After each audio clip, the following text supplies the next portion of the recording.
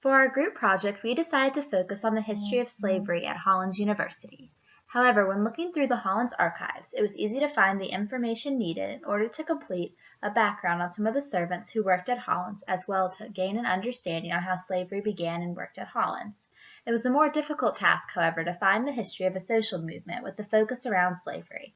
With the amount of time we had to complete this project, and with the information that we were able to find, we conclude that there was in fact no social movement with the focus around slavery at Hollins University. As a result, we would like to use our group project to start the very first to actually occur on the Hollins campus and be completed by Hollins students.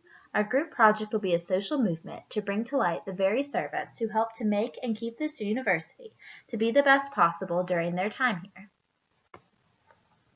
In Jennifer Bridges Oast's dissertation called Forgotten Masters, Institutional Slavery in Virginia, 1680 to 1860, she writes of Hollins University on pages 240 to 253. On page 240 she writes, "Just as the Virginia colleges established for men, those who presided over Hollins Institute considered the labor of slaves absolutely necessary to the smooth functioning at their school. In this passage, it is clear that slavery was not uncommon and was something that occurred at colleges in order to make them work and be successful. So why, as a result, this is an issue that Hollins has been silent about? Maybe it is not an issue of Hollins having been silent, but the issue of slavery at Hollins has gone unlooked for. Oast was a student completing her master's at the College of William and Mary. No Hollins student has ever completed extensive work on this topic. Could this be why so much of this information has gone unknown, because it has gone unlooked for?" When black servants were first brought to Hollins, living quarters were set up for them in what is now today known as Oldsfield. During the 19th century, Oldsfield was nothing more than a huge farm that was northeast of the college campus. It is claimed to have been an expanse of ruined farmland and was the easiest place to home the slaves during this time period. Oldsfield is situated half in Roanoke County and half in Botetourt County. The Meade and Bolden mailboxes are still present to those who visit this area today. Meade and Bolden were descendants of black servants brought to Hollins in the 19th century. Mammy Patsy was one of these servants.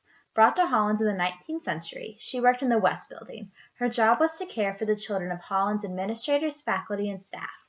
She is one of the women who made education at this campus possible.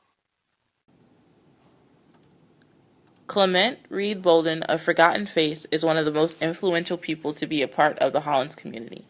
Commonly called Clem for short, then Uncle Clem as he aged, Clem spent his years on campus being an influential person to all who knew him. In From Whence Cometh My Help by Ethel Morgan Smith, during an interview with Emma Bruce, Emma referred to Clem as someone that everyone looked up to, including her own father. Clem had a deep love and affinity for gardening and being in nature. Sometimes he would help local members of the community as well as professors when they had questions on how to tend to the land. Clem was born in Henrico County, Virginia, on the plantation of Mrs. Clem Reed. When he was a small boy, Clem and his family moved to the plantation of David Reed in Roanoke County. Later, Charles L. Koch rented out the Bolden family, and they all worked and lived on the Hollins campus. Before the Civil War, Clem Bolden was a servant in the dining hall. One day, a Confederate drafter came to Hollins and recruited a variety of the servants on campus to help with the war. Clem spent 2 years in the Confederate Army burying both the black and white soldiers who died on the battlefield. At the end of the war in 1865, Clem spent 2 months in Richmond cleaning and looking after the livestock, but eventually returned home to Hollins. His work in the Army was eventually recognized when he was able to receive pension from the state of Virginia.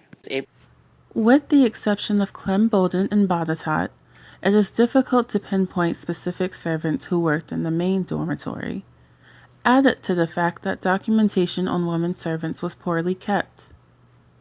Under speculation, it is safe to assume that Aunt Martha and Elizabeth Beale and Frances Fanny Moore served around the campus as maids, servants, or possibly even washerwomen to some degree. The documentation maintained relating to Elizabeth Beale, which are only letters addressed to a Miss Myrtle, quote, "Say, Miss Myrtle, are you married yet? I am ready to come and nurse for you," end quote.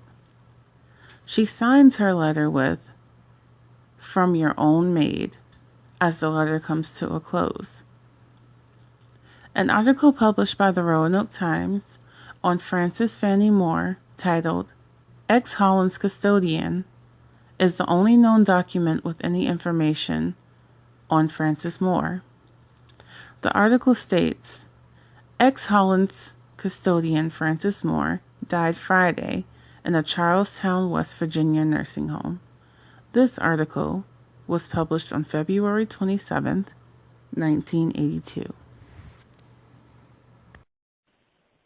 Nameless, often even faceless, the washerwomen of Hollins washed all the bed linens, tablecloths, and clothing for the institution, faculty, and students. Their responsibilities appear to have lessened over time when both institutional and faculty laundry were removed from this list. However, one tradition stayed stagnant until the 1950s. Every Thursday, the washerwomen would get dressed in their best clothes to gather student laundry. These items were then carried away in baskets upon their heads and washed in a nearby spring.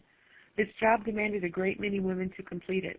According to the spinster of 1903, it required daughters, mothers, grandmothers, and even great-grandmothers to accomplish the task. After washing the garments, the women carried the laundry home to hang out to dry. Then the articles were both ironed and folded before being returned, again in baskets carried on the washerwomen's heads to their owners.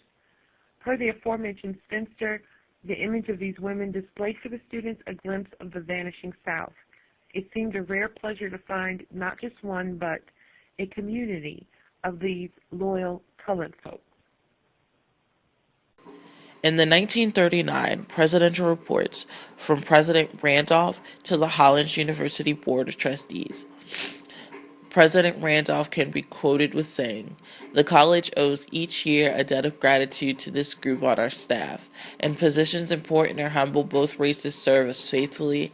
In some future memorial, it is my desire to see an adequate commemoration of the work done by our colored people for nearly 100 years."